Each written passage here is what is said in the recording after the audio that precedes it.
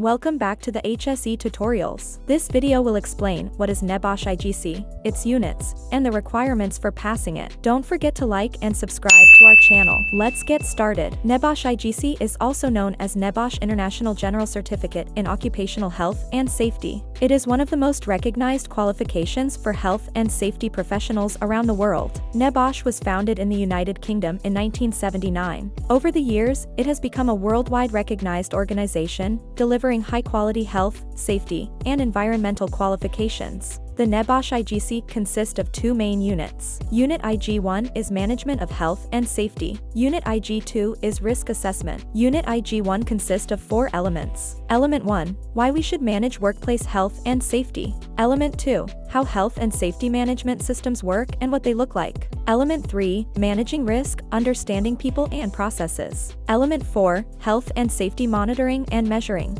Unit IG2 consists of 7 elements. Element 5. Physical and psychological health. Element 6. Musculoskeletal health. Element 7. Chemical and biological agents. Element 8. General workplace issues. Element 9. Work equipment. Element 10. Fire. Element 11. Electricity. To complete the NEBOSH IGC qualification, you must pass the written exam of Unit IG1 and the practical assessment of Unit IG2. Unit IG1 is an open book written exam that evaluates knowledge from elements 1 through 4, while Unit IG2 is a practical assessment that evaluates knowledge from elements 5 through 11. The written exam for Unit IG1 requires 45% to pass, while the exam for IG2 is not graded. Instead, you will see the word pass if you passed and will see the word refer if you failed.